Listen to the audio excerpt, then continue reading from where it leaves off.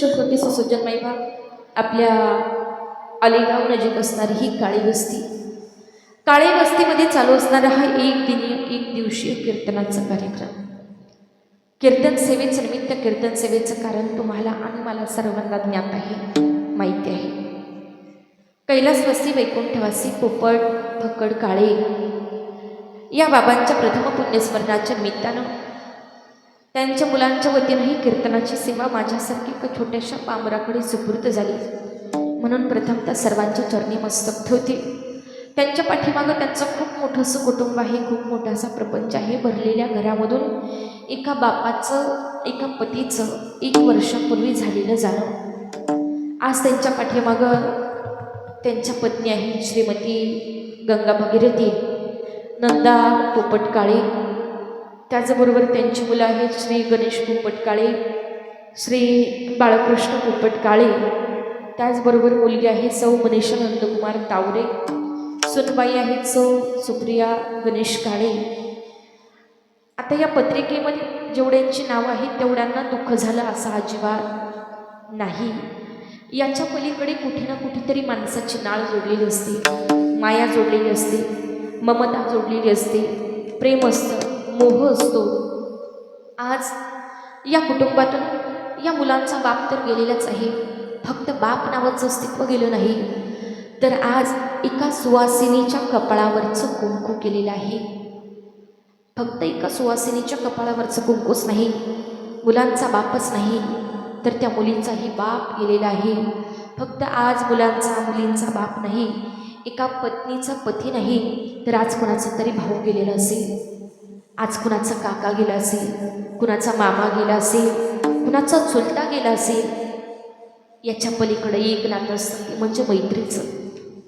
आज कुणाचा तरी मित्रही गेला असेल, त्यांना जाऊन बरोबर याच दिवशी, याच तिथीला बरोबर 1 वर्ष पूर्ण झालेलं आहे.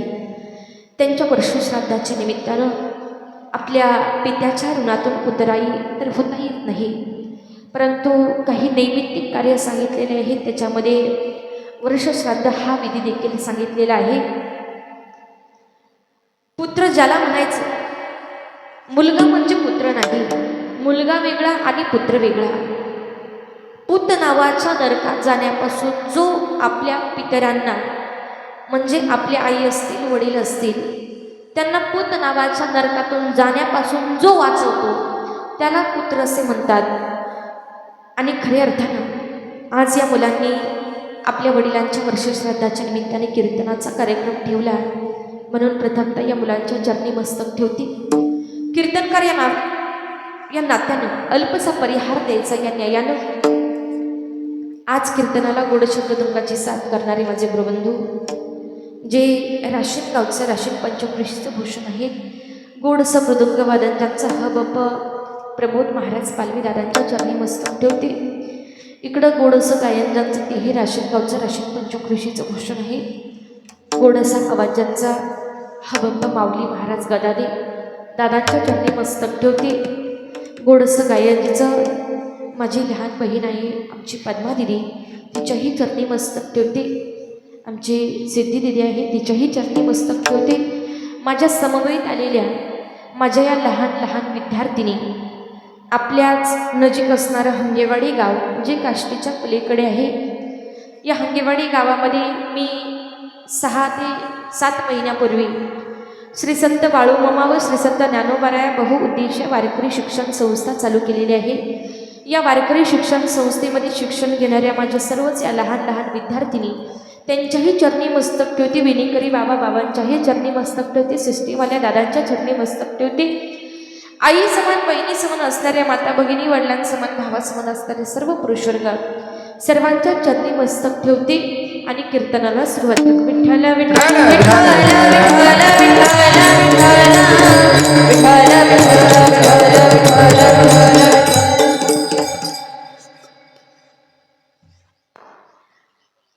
आज आपला चालू असणारा कीर्तनाचा कार्यक्रम 1 दिवसापुरता नाही, 2 तासापुरता नाही, तर चंद्र सूर्य तारे असेपर्यंत आपल्याला यूट्यूबवरती पाहायला मिळणार आहे. आणि हे शूटिंगचं जे काम करतायत ते ऋषिकेश महाराज गोड असं मृदुंगही वाजवतात, त्यांच्याही चरणी मस्तक ठेवते. फक्त आता एक काम करा, इथे ज्या माता माऊल्या बसल्यात ना, थोडं थोडं पुढं सरकून बसा. बाबा तुम्ही इकडं सरकून बसलात तरी काही अडचण नाही. सरका दादा पुढं या, पुढे चला, सरका पटकन पुढे सरका. आणि येणाऱ्यांना इकडून यायला जागा ठेवा फक्त.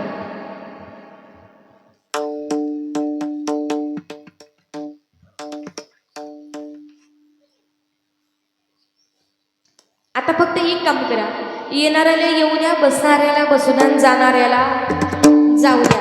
आपली कान मात्र कीर्तनाकडे ठेवा. बरोबर 12 वाजून 5 मिनिटापर्यंत फुलं पडलेली असतील. आता एक काम करा, प्रत्येकाच्या हातानं टाळी आणि मुखानं भजन करायचे. कारण देवानं एवढा सुंदर देह आपल्याला त्याच्या भजनाकरताच दिलेला आहे, म्हणून त्याचा वापर आपण भजनाकरता करायचा. कीर्तनात बडबड करण्याकरिता अजिबात करायचं नाही. कीर्तन संपल्यानंतर त्यांना 2 तास जरा गप्पा मारायला बसू द्या. लगेच कोणी त्यांना घेऊन जाऊ नका. फक्त आता कीर्तनात बडबड करू नका. मावशी विठ्ठल विठ्ठल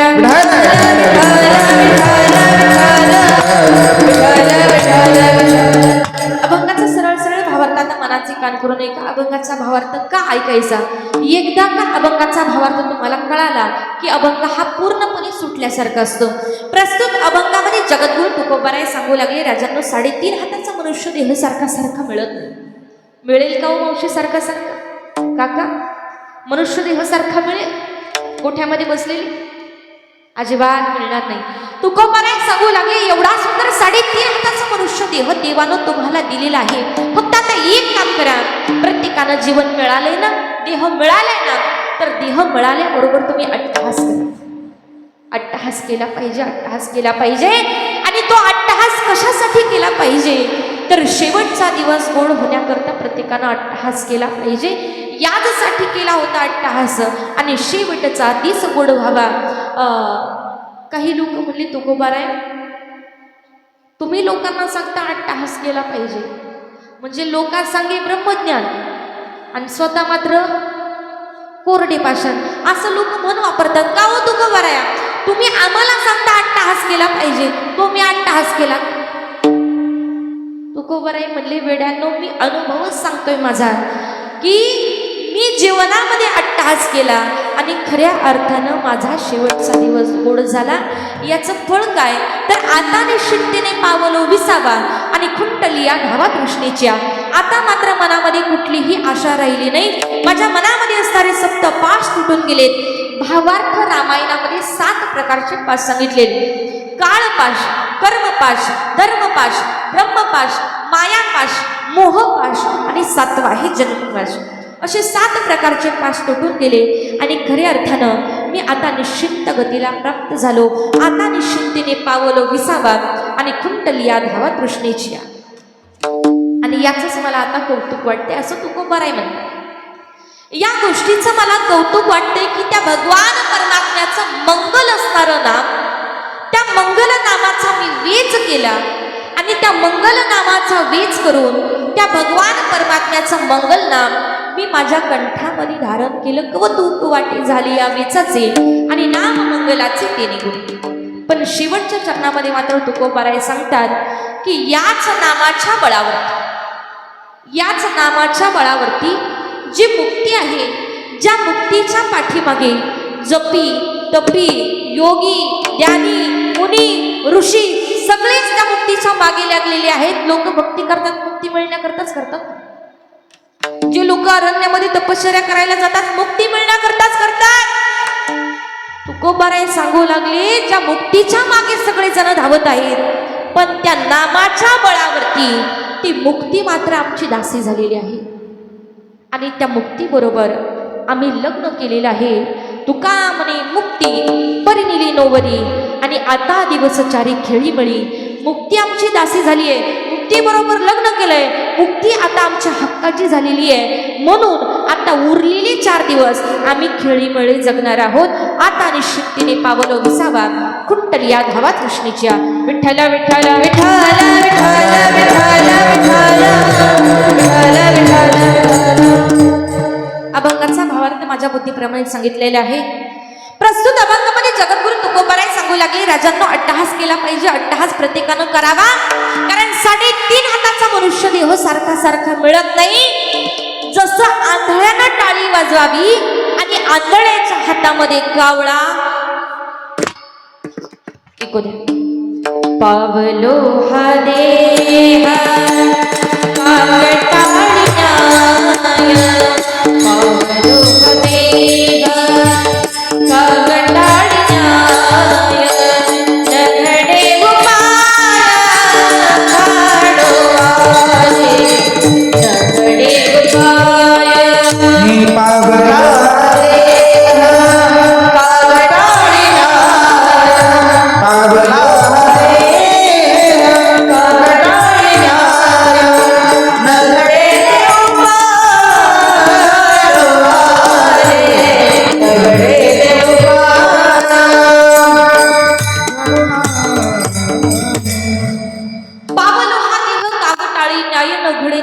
घडवाले. जसा आंधळ्यानं टाळी वाजवावी, आंधळ्याच्या हातामध्ये कावळा सापडावा, इतका सहज तुम्हाला एवढा सुंदर मनुष्य देह दिलाय ना.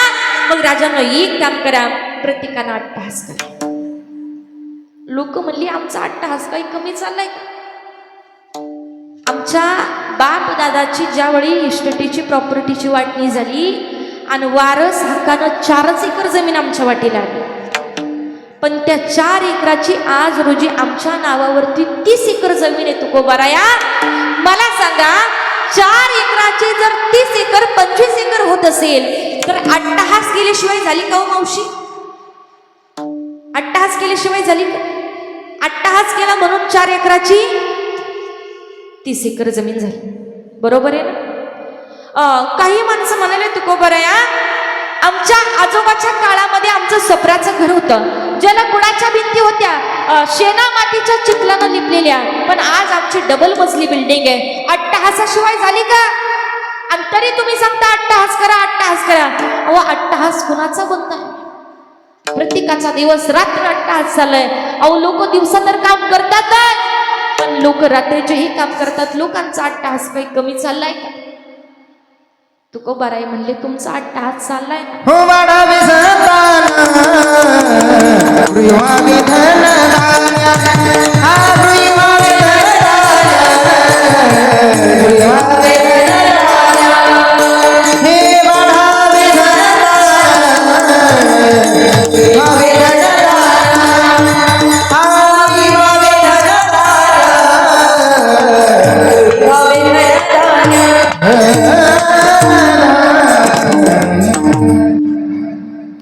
सगळ्यांचाच अट्टहास चाललेला आहे, पण वाढावे संतान गृही हवे धनधान्य. आमचं सगळ्यांचा अट्टहास चालू आहे, पण तो अट्टहास आमच्या प्रपंचाकरता चालू आहे. पण तुकोबाराय सांगू लागले, राजांना अट्टहास करा. प्रपंचाकरता अट्टहास करणारी भरपूर लोक आहेत, पण कुणी प्रपंचाकरता अट्टहास केला आणि प्रपंच नेमका कुणाचा पूर्ण झाला? समोर बसलेली झालाय का? ऐकलं का कुणाचा प्रपंच पूर्ण झाला? पाठीमाग बाबा कधी ऐकलं का कुणाचा संसार पूर्ण झाला, प्रपंच पूर्ण झाला?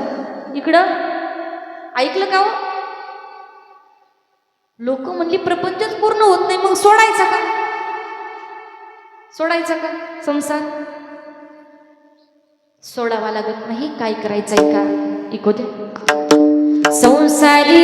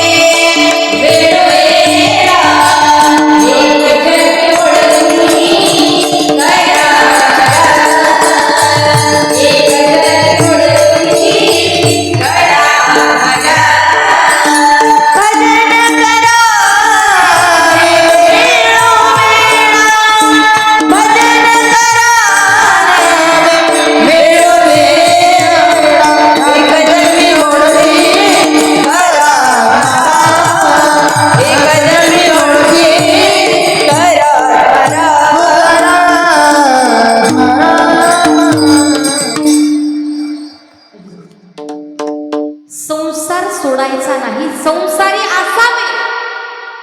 संसार काही वाईट नाही, संसारात असायचंय, पण संसारात असून नसायचंय. काय करायचं मग? भजन करा रे वेळोवेळा. संसारात असायचे पण संसारामध्ये सुद्धा भजन करायचं, प्रत्येकाला अट्टहास करायचा संसारामध्ये असूनही, पण तो प्रपंचाचा नाही, संसाराचा नाही, तर आपला शेवटचा दिवस गोड व्हावा याच्याकरता प्रत्येकानं अट्टहास केला पाहिजे. बघा, प्रत्येकाला समजलं असेल की अट्टहास कोणता करायचा आणि कशासाठी करायचा. पण एक छोटासा प्रश्न आहे, अगदी सोपा. आपल्याला शेवटचा दिवस कळाला आहे का? शेवटचा दिवस आपल्याला कळाला का? शेवटचा दिवस म्हणजे तुमच्या मते कोणता दिवस असावा? विनेकरी बाबा, शेवटचा दिवस म्हणजे कोणता दिवस? हा, तुम्ही सांगा, शेवटचा दिवस म्हणजे कोणता दिवस? मरणाचा दिवस म्हणजे शेवटचा दिवस. मावशी, तुमचं काय म्हणणं आहे? मरणाचा दिवस म्हणजे शेवटचा दिवस. तुमचं काय म्हणणं आहे ताई? शेवटचा दिवस म्हणजे कोणता दिवस? इकडे गोठ्यामध्ये बसलेले, शेवटचा दिवस म्हणजे नेमका कोणता दिवस? काही माणसं म्हणते ह्याच्यामुळेच आम्ही पुढे बसत नाही कीर्तनाला.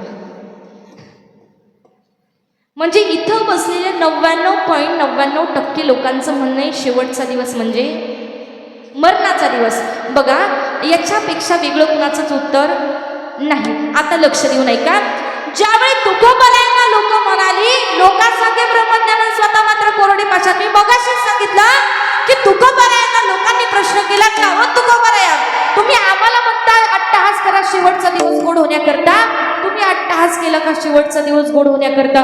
तुकोबाराय म्हणले, मी माझ्या अनुभवाचेच बोल सांगतो, मी अट्टहास केला आणि खऱ्या अर्थानं माझा शेवटचा दिवस गोड झाला. आणि तुमचं सगळ्यांचं म्हणणं आहे शेवटचा दिवस म्हणजे मरणाचा दिवस.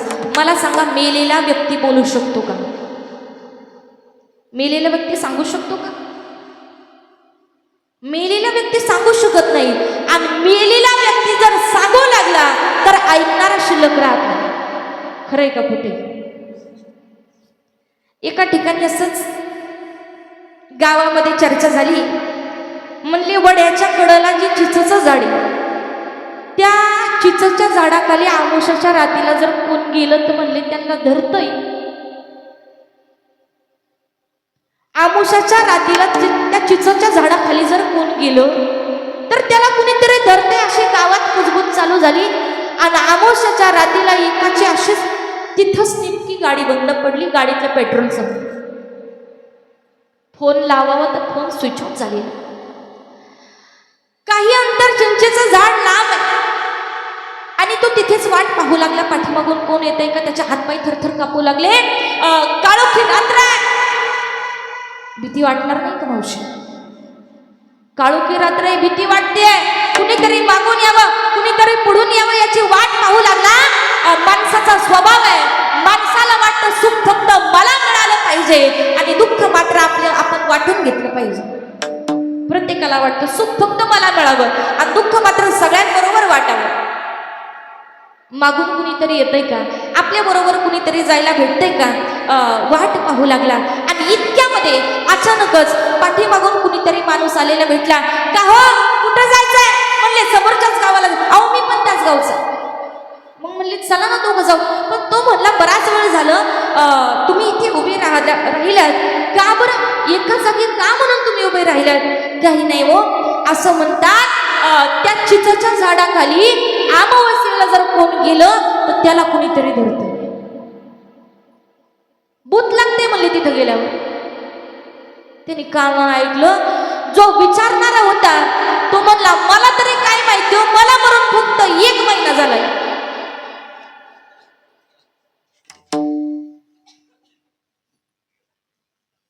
विठ्ठल विठ्ठल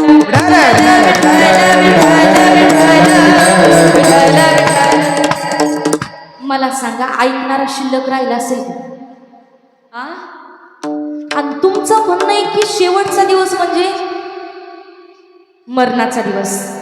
आता तुकोबारायांचा आणि मरणाचा कुठेही सहसंबंध नाही, कारण तुकोबाराय मेले नाहीत, तुकोबाराय सदेह वैकुंठाला गेले. खरं आहे की खोटं? आणि तुमचं म्हणणं आहे मरणाचा दिवस म्हणजे शेवटचा दिवस. आता कसं करायचं? तुकोबाराय ते म्हणतात की शेवटचा दिवस गोड होण्याकरता अट्टहास करा. लोक म्हणली तुकोबाराय तुमची एवढी अवघड भाषा आम्हाला कळणार नाही, तुकोबाराय जरा सोपं करून आम्हाला सांग, जरा सोपं करून आम्हाला सांगा. त्यावेळी तुकोबाराय म्हणले, अरे वेड्या हो, मेल्यानंतर कुणालाच या तुमचा देहाचा शेवटचा दिवस असेल, मरण म्हणजे देहाचा शेवटचा दिवस आहे, पण आत्म्याचा नाही. वेड्यांनो, देहाचा शेवटचा दिवस गोड करायचा नाही, तर या आत्म्याचा शेवटचा दिवस गोड करायचा. जिवंत असताना आत्म्याचा शेवटचा दिवस गोड करून घेता येईल. लोक म्हणले तुकोबाराय नेमकं काय करायचं आणि तुम्ही काय केलं? त्यावेळी तुकोबाराय म्हणले काहीच केलं नाही, फार सोपं आहे. देव पहावयासी गेलो आणि तेथे देवची होऊन येथिलो. अरे वेड्या हो, देवाला पाहायला गेलो आणि स्वतः देव स्वरूपाला प्राप्त झालो. जिवंतपणे देहाचा नाही तर आत्म्याचा शेवटचा दिवस गोड करून घेण्याकरता अट्टहास करा. तीच तुकोबाराय अभंगाच्या पहिल्या यासाठी केला यासाठी केला होता अट्टहास. यासाठी केला होता अट्टहास. यासाठी केला होता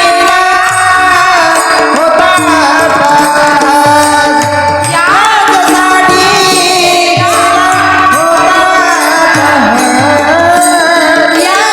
यासाठी केला होता अट्टहास. यासाठी केला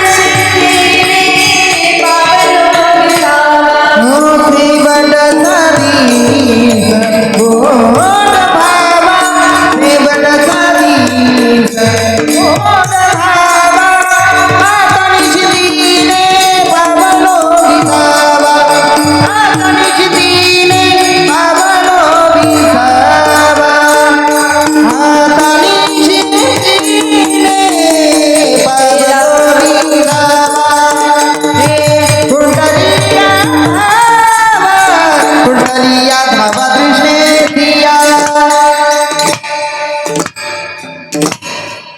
याचसाठी केला होता अट्टहास आणि शेवटचा दिस गोड व्हावा. राजांनो, अट्टहास करा, अट्टहास करा. तोही शेवटचा दिवस गोड होण्याकरता अट्टहास करा. अहो, तुकोबाराय दिवसा भजन करत होते, याच्यात नवल नव्हतं. तुकोबाराय दिवसा भजन करत होते, याच्यात नवल नव्हतं. तुकोबाराय रात्रीही भजन करायचे. अहो, तुकोबाराय दिवस रात्र भजन तर करायचे, पण प्रातर्विधीला गेल्यानंतर सुद्धा तुकोबारायांच्या मुखातलं भजन संपत नव्हतं. अशी भक्ती पाहिजे. आणि खऱ्या अर्थानं त्यावेळी या देहाचा नाही तर जीवाचा शेवटचा दिवस गोड झाल्याशिवाय राहणार नाही. लोक आज अट्टहास करतायत, पण तो परमार्थ करता नाही तर प्रपंच करता अट्टहास करतायत. एकानं असंच वयाशी 75 वर्ष होईपर्यंत कधीच पंढरपूर पाहिलं नाही, कधी देवाला हातही जोडला नाही. इतका कंजूस होता की स्वतःच्या नातवंडांना रुपयाची चॉकलेट सुद्धा दिली नाही. भावाचा बांध करू करू आपली जमीन वाढवली. दुधाचा व्यवसाय होता, दुधात पाणी टाकून पठ्याने पाण्याचा पैसा केला. अति कंजूस असणारा मुलगा जरा परमार्थिक निघाला. मुलगा जवळ आला. बाबा, ओ बाबा, एकदा तरी पंढरपूरला जाऊन यावं बाबा. असं म्हणतात की जन्माला आल्यानंतर एकदा तरी माणसानं पंढरपूर पाहिलं पाहिजे. जन्माला आल्यानंतर एकदा तरी माणसानं पंढरपूर पाहावं, एकदा तरी पंढरपूरची माणसानं वारी करावी. त्यावेळी 75 वर्षाच्या म्हाताऱ्या बापानं आपल्या मुलाला प्रश्न केला, ए पप्या, कसं करता जायचं पंढरपूर? आणि त्या पंढरपुरात नेमकं आहे तरी बाबा, ज्यांना अजून पंढरपूरच पाहिलं नाही त्याला पंढरपूरचा महिमाही कळणार नाही. ज्यानं कधी पंढरपूरच पाहिलं नाही त्याला पंढरपूरच्या वारीचं महत्वही कळणार नाही. पण त्यावेळी त्याचा मुलगा सांगू लागला, बाबा ऐकून, असं म्हणतात पंढरपूरमध्ये चंद्रभागा नदी वाहते. बाबा असं म्हणतात पंढरपूरमध्ये चंद्रभागा नदी वाहते. ज्यांची भरपूर अशी पापं झाली आहेत ते जातात आणि त्या चंद्रभागेच्या पाण्यात आंघोळ करतात. असं म्हणतात की त्या चंद्रभागेत आंघोळ केली की सगळी पापं धुवून जातात. बाबा तुम्ही काकाचा बांध करू करू आपली जमीन वाढून. बाबा भरपूर पाप झालं हो, तुम्ही जा पंढरपूरला. काय पप्पा पंढरपुरात? त्या पप्प्याचं उत्तर ऐका, लक्ष देऊन ऐकलं तरच उत्तर समजेल. पप्प्या सांगू लागला, बाबा पंढरपूरला सगळे चांगले जातात असं नाही हो बाबा. काही काही बाबा तुमच्यासारखेही जातात, पण ते येताना तसे नाही येते बाबा, ते शुद्धच होऊन येतात. ऐकू द्या. खट्टनटया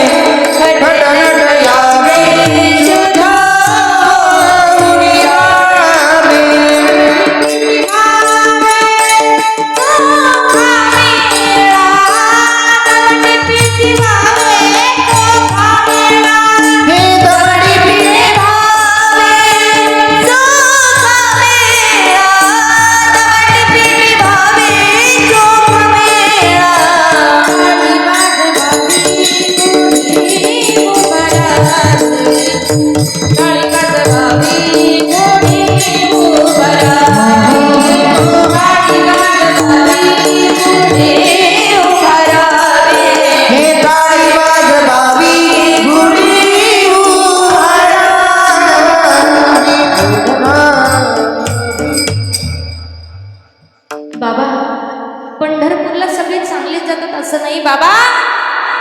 काही काही तुमच्यासारखेच जातात, पण ते येताना तसे येत नाही बाबा. ते शुद्धच होऊन येतात. खटनट यावे, शुद्ध होऊन जावे, दवंडी पेटी व्हावी, चोखा मेळा, टाळी वाजवावी, गुढी उभारावी आणि वाटही चालावी. कोण म्हणलं घराकडची पंढरीची? म्हणून बाबा जा ना पंढरपूरला, बाबा जा ना पंढरपूरला. बापानं एक दिवस कधी पाहुण्याच्या घरी उजाडलं नव्हता, पण त्याला 21 दिवसाच्या वारीला जायचं होतं. बाबा म्हातारीकडे गेले आणि आपल्या बायकोला सांगू लागले, अगं ऐक ना,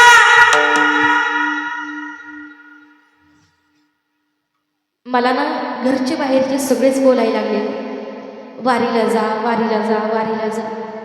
माझा या प्रपंचातून पाय निघत नाही बघ, पण आता ना इलाजानं का होईना वारीला जावं लागेल. एक काम कर, जरा पोरांच्या नीटनाटकं ध्यान ठेव, पोरांच्या सुनांना हालचाल करू देऊ नको. ती म्हणली, मालक अहो 40 वर्ष झालेत आपल्या लग्नाला, एवढ्या वर्षात तुम्हाला हालचाल करून दिली नाही आणि पोरांचं काय घेऊन बसलं? कशाला प्रपंचाच्या संसाराची काळजी करता? मी आहे ना, बिनधास्त वारीला जा. बाबा घरच्यांचा विचारपूस करून बाबा वारी करता निघाले. घरातून पाऊल टाकलं, चालत चालत 4 किलोमीटर गेले. 4 किलोमीटर गेल्यावर बाबांच्या लक्षात आलं, आपली म्हातारी जरा विसरभोळी. भोळी नाही बरं, विसरभोळी. भोळी वेगळं आणि विसरभोळी वेगळं. आपली म्हातारी जरा विसरभोळी. सकाळी म्हातारीनं देवाचा दिवा लावला होता, पण दिवा काही विझवला नसल. दिवा जर विझवला नसल म्हातारीनं, त्या दिव्यातलं तेल किती जळलं. म्हणून 4 किलोमीटर गेलेला म्हणून दिवा विझवण्याकरता परत माघारी आला. दरवाजावरती थाप टाकली. जशी दरवाजावरती थाप पडली तसा म्हातारीनं दरवाजा उघडला, मालक दारात दिसले. ती म्हणली, मालक अहो 21 दिवसानं येतो सांगून गेला, तर अर्ध्या तासात माघारी येणार कसं काय? कसं काय माघारी आलं? ते म्हणलं, अगं 4 किलोमीटर चालत गेलो होतो, पण 4 किलोमीटर गेल्यावर माझ्या लक्षात आलं तू जरा विसरमोळी. आणि मग माझ्या लक्षात आलं तू सकाळी दिवाचा दिवा लावला होता, पण दिवा जर विझवला नसल तर त्या दिव्यातलं तेल किती जळण, म्हणून 4 किलोमीटर गेलेलो मी परत माघारी आलो. म्हातारी म्हणली, मला माहित नाही का मी विसरगोळी, मला माहित नाही का मी विसरगोळी, मग विसरायचंच कशाला? असा उजव्या हाताने दिवा लावला, डाव्याने कशाला विसरायचं?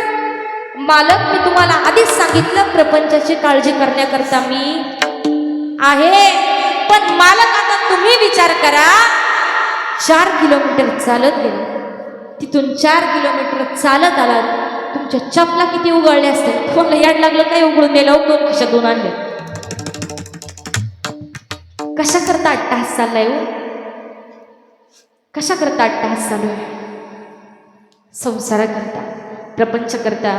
पण तुकोबाराई म्हणतात, त्याच्याकरता अट्टहास करत बसू नका. अट्टहासच करायचा ना, स्वतःचा शेवटचा दिवस गोड होण्याकरता अट्टहास केला पाहिजे. ऐका, एवढा सुंदर 3.5 हाताचा मनुष्य देह सारखा सारखा मिळणार नाही. मनुष्य देह काय आपल्या बापाची जहागिरी नाही. जर बांधकऱ्याबरोबर आपलं भांडण झालं, बांधकऱ्याबरोबर जर आपलं भांडण झालं, तर आपण बांधकऱ्याला छाती ठोकून सांगतो, जर या बांधाच्या अलीकडं पाय टाकला तर तुझा पाय गुडघ्याच्या खाली काढू, कारण ही जमीन माझ्या बापाची, घर माझ्या बापाचं आहे, गाडी माझ्या बापाची आहे, सगळं काही माझ्या बापाचं आहे. पण असं कधीतरी म्हणू शकतो का हा देह माझा?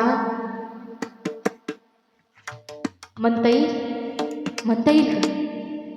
अजिबात नाही. कारण हा देह आपला कुणाचा आहे? ऐका, ऐकू द्या. देह हे काळाचे धन कुबेराचे, देह हे काळाचे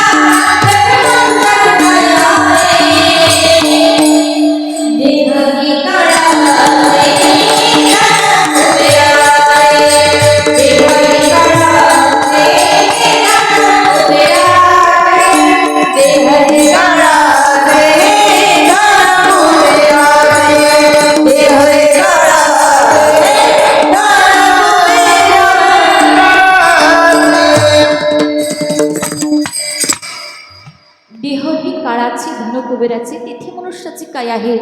राजांनो, जिवंतपणे या जीवाचा शेवटचा दिवस गोड करण्याकरता अट्टहास केला पाहिजे. या जीवाचा शेवटचा दिवस गोड नेमकं कुणी केला? ऐका. कनिष्ठ कुळामध्ये माझ्या चोखोबारायांनी जन्म घेतला. परिस्थिती अत्यंत गरीब, मन मात्र श्रीमंत होतं. चोखोबारायांनी सकाळी सकाळी देवाचं दर्शन घेतलं आणि चोखोबारायांच्या पत्नी चोखोबारायांजवळ येऊन सांगू लागल्या, मालक, जसं एक पत्नी सुखामध्ये पतीची साथ देते, तसं दुःखामध्ये सुद्धा पत्नीनं त्या पतीची साथ दिली पाहिजे.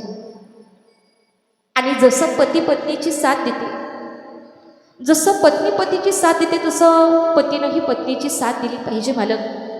आणि तुम्ही आतापर्यंत ती साथ माझ्याकरता देत आला.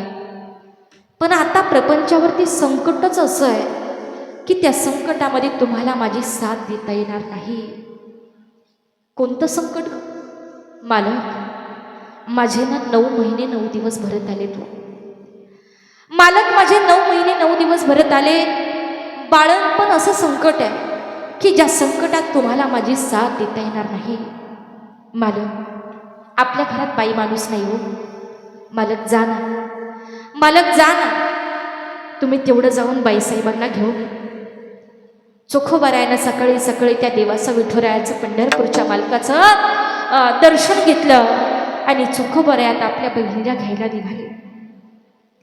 काही अंतर चालत गेलं, पण काही अंतर चालत गेल्याच्या नंतर चोखोबाराय बहिणीच्या घराचा रस्ताच विसरून गेले. बहिणीच्या घराचा रस्ता लक्षात राहिला नाही. आता स्वतःच्या घरी जायचं ना, स्वतःचं घरही लक्षात राहिलं नाही. चोखोबारायानं आता पंढरपूरची वाट पकडली आहे. पंढरपूरच्या वाटेला चोखोबाराय चालू लागले. ज्यांना पंढरपूरचा महिमा माहिती नाही ना, त्यांना पंढरपूरच्या वाटेचं महत्वही कळणार नाही. याच्यात जर कट्टर वारकरी असतील ना, त्यांच्या लक्षात येईल पंढरपूरच्या वारीनं फक्त चालण्यात सुख नाही. पंढरपूरमध्ये जाऊन त्या विठुरायाच्या दर्शनात सुख नाही. त्या पंढरपूरच्या वाटेनं तो वारकरी भजन करत करत जातो ना, त्या भजनामध्ये वारकऱ्यांचं सुख आहे. अहो, 70 वर्षाचे वयस्कर माणसं चालत जातात पंढरपूरला. ज्या म्हाताऱ्याला काठीशिवाय चालता येत नाही ना, तो वयस्कर म्हातारा त्या पंढरपूरच्या वाटेनं पावले खेळत जातो. नाचून फुगडी खेळतात तो वयस्कर माणसं. का? तर त्या भजनामध्ये सुख आहे. 2 मिनिटं सगळ्यांनी भजन करायचं. इको द्या, मॉनिटरला रिपीट द्या दादा.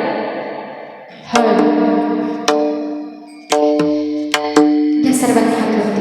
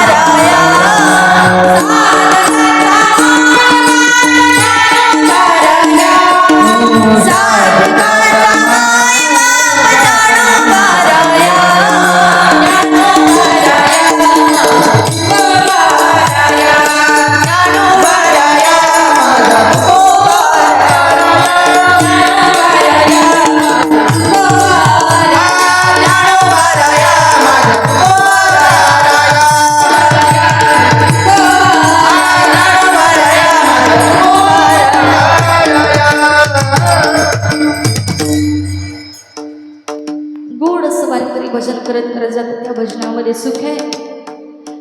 माझ्या चोखोबारायानं भजन चालू केलं. विठ्ठल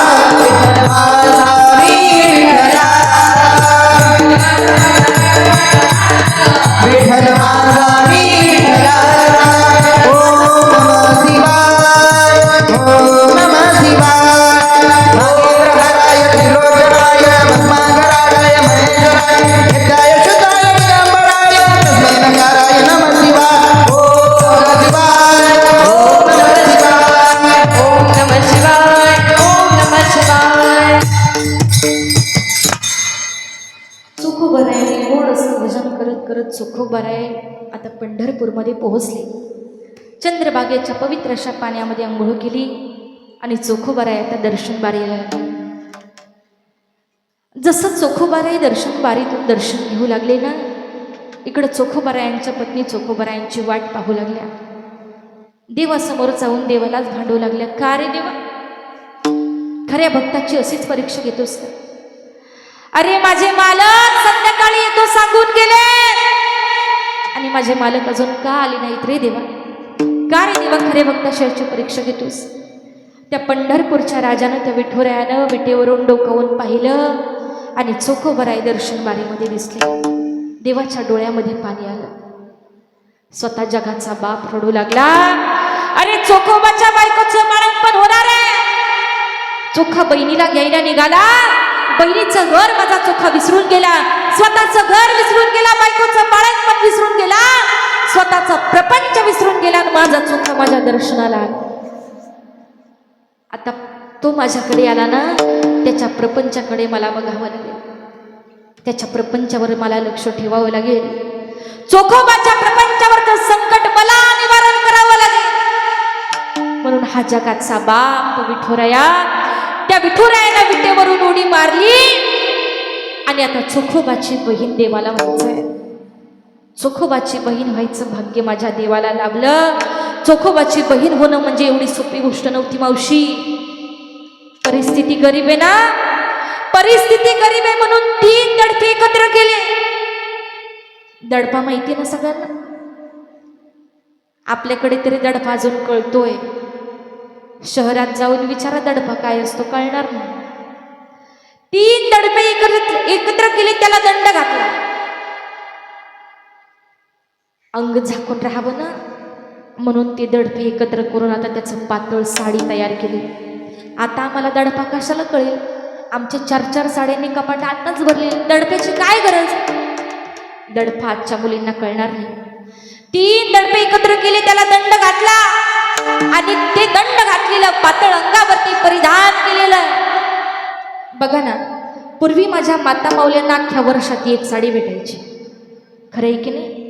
ज्या वयस्कर माता माऊल्या आहेत ना, त्यांच्या लक्षात येईल, अख्ख्या वर्षामध्ये 1 साडी त्यांना भेटायची. आत्ता दर सणाला आम्हाला साडी, एखाद्या साडीचा ट्रेंड आला की आम्ही लगेच ती साडी जाऊन घेऊन येतो. पूर्वी असं नव्हतं हो. पूर्वी अख्ख्या वर्षामध्ये माझ्या माऊल्यांना 1 साडी भेटायची, पण आमचं अंग झाकून राहावं म्हणून ठिगळं जरी पडली ना, ते ठिगळं जोडून त्याला दंड घालून तिथे शिवून परत 30 साडी घालायची, तरी सुद्धा कुठे अंग दिसून येत नव्हत्या. या कलियुगाची शोकांतिका ऐका. पूर्वी कपडे घातली जायची अंग झाकण्याकरता, पूर्वी कपडे घातली जायची अंग झाकण्याकरता, पण आता कपडेच अशी निघाली की जे अंग दाखवण्याकरता. या कलियुगाची शोकांतिका आहे. दडपे करून अंगावरती पातळ घातलं, कपाळाला 1 रुपयाच्या नाणे एवढं कुंकू लागले. आता तेवढं कुंकू मला वाटतं ते एकाच मावशीच्या कपाळाला आहे. 1 रुपयाच्या नाणे एवढं कुंकू लावलं. आता काही न कुंकू ओतू लागलं, केमिकल त्या कुंकामध्ये जाऊ लागलं. आता फॅशन निघाली, टिकली लावायची नाही. आपली संस्कृती माणसं विसरू लागली. 1 रुपयाच्या नाणे एवढं कुंकू लावलं. पायामध्ये तुटलेल्या चपला जास्त तोळेनं बांधलेल्या पायामध्ये घातल्या. डोक्यावरती 1 गाठोडं घेतलं आणि काखेमध्ये 1 गाठोडं घेतलं. स्वतः जगाचा बाप चोखोबाची बहीण झाला. इकडं चोखोबारायांच्या दारामध्ये आला आणि चोखोबारायांच्या पत्नी देवाबरोबरच भांडत होते. देवा, अरे माझे मालक अजून बहिणीला घेऊन का आले नाही? इतक्या दरवाजावरती थाप पडली. चोखोबाची बहीण झाला शरणार, चोखोबाची बहीण झाला शरणार, बहिणी उघडा दार हाका मारी, हो बहिणी उघडा दार हाका मारी.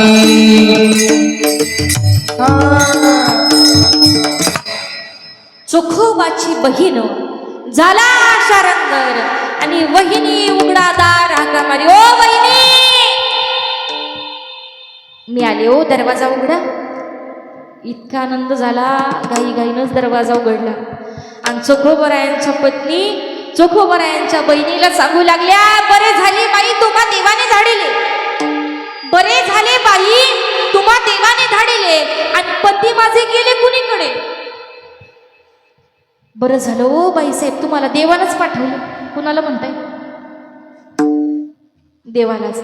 बरं झालं ओ बाईसाहेब तुम्हाला देवानच पाठवलं असावं. अहो तुमचे दादा माझे मालक अहो तुम्हाला घ्यायला गेले तर ते अजून आले नाही. जगाचा बाप सांगू लागला, बहिणी मला ना माझ्या दादानच पाठवलंय, मला माझ्या दादानच पाठवलंय. ओ आता मी इथे आली ना, मग माझ्या दादाची काय गरज, मी तुम्हाला कोणत्याच गोष्टीची कमी पडू देणार नाही.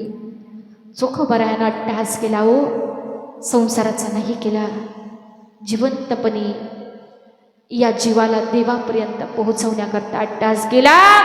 जगाचा बाप त्या दिवसापासून चोखोबाच्या घरामध्ये राबू लागला. पहाटे 3 वाजता उठला, आपली पहाट 6 वाजता होती.